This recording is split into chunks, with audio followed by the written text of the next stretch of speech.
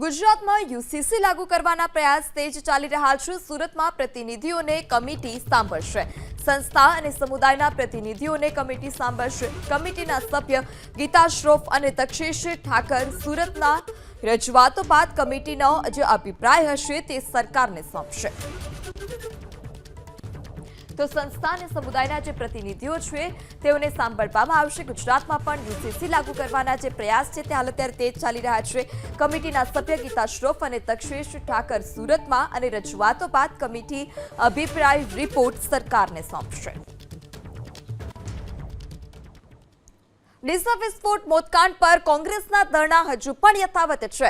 Deesa civil hospital બહાર કોંગ્રેસના ધરણા યથાવત। પીડિત પરિવારને સાથે રાખી કોંગ્રેસના ધરણા હજુ પણ યથાવત છે। લાલજી દેસાઈ, પાલ આંબલિયા ધરણામાં જોડાયા હતા। ધારાસભ્ય કાંતિત ખરાડી સહિતના આગેવાનો પણ ધરણામાં જોડાયા। એસઆઈટીમાં તટસ્થ અધિકારીની નિમણૂક કરવા માંગ કરાઈ છે। પીડિત પરિવારને 21 થી 31 લાખની સહાય ચૂકવવા માંગ। ન્યાય નહીં મળે ત્યાં સુધી ધરણા યથાવત રાખવાની પણ ચીમકી। જે પિતાએ એમની પત્ની ખોઈ છે, એમના 3 દીકરા ખોયા છે, જે બાપે 2 દીકરા ખોયા છે, એને ડેથ બોડી આજની તારીખમાં અત્યાર સુધીમાં આપવામાં નથી આવી। એની ઓળખાણ કોઈક ત્રીજી વ્યક્તિ કરે છે, ચલો ઓળખાણ તો કરી શકે, પણ એ અભણ માણસનો અંગૂઠો મરાવી અને એની લાશને અહીંયાથી રવાના કરી દેવામાં આવે, આ માનવતા કેવી રીતે હોઈ શકે?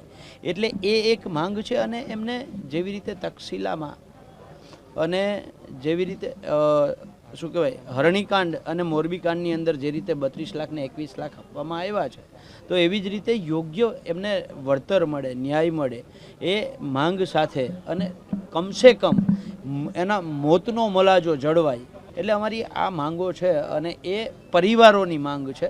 જ્યારે પરિવારો એમ કહે કે અમને સંતોષ છે, ઊભું થવું છે, ત્યારે એની સાથે અમે ઊભા થવા તૈયાર છે। એ બરાબર નહોતું, એટલા માટે થઈને માંગણી મૂકી હતી કે યોગ્ય વ્યક્તિઓ તપાસ સમિતિમાં હોય। સરકારે લોકલના બદલે આ ધરણાઓના કારણે, પરિવારના દબાણ, અમારા બધાના દબાણના કારણે રાજ્ય કક્ષાની મોનિટરિંગ કમિટી, સ્પેશિયલ તપાસ સમિતિ તો નિમી, પરંતુ એ ટેકનિકલ સમિતિ જેવી નિમી છે।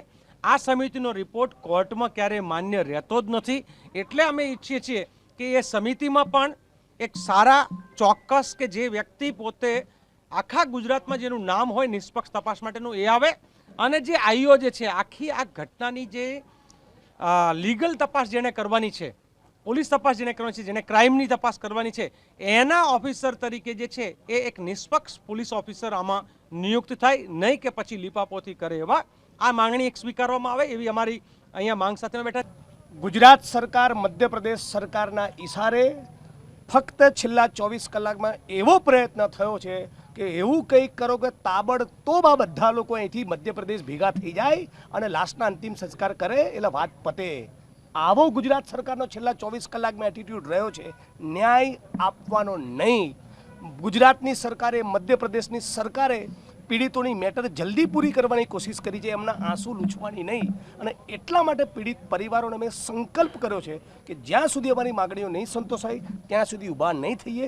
રાજ્ય સરકારે જાહેર કરેલી તાજેતરની એસઆઈટી અમને બિલકુલ મંજૂર નથી, કેમ કે એસઆઈટીના રિપોર્ટનું ટ્રાયલ કોર્ટમાં કોઈ વજૂદ રહેતું નથી। અમે આઈપીએસ સુજાતા મજબૂદાર, પ્રેમસુખ ડેલુ, ડીવાયએસપી દિવ્યપ્રકાશ ગોહિલ અને ડીવાયએસપી જેડી પુરોહિત 4ના નામ આપ્યા હતા। 4માંથી એક પણ નામ સરકારે સ્વીકાર્યું નથી। મતલબ સરકાર ઈચ્છે છે કે કુલડીમાં ઘોડ ભાગે એ જ તપાસ કરવા જોઈએ। અમે ઈચ્છીએ છીએ કે કોઈના બાપને ના છોડે એવો અધિકારી તપાસ કરવો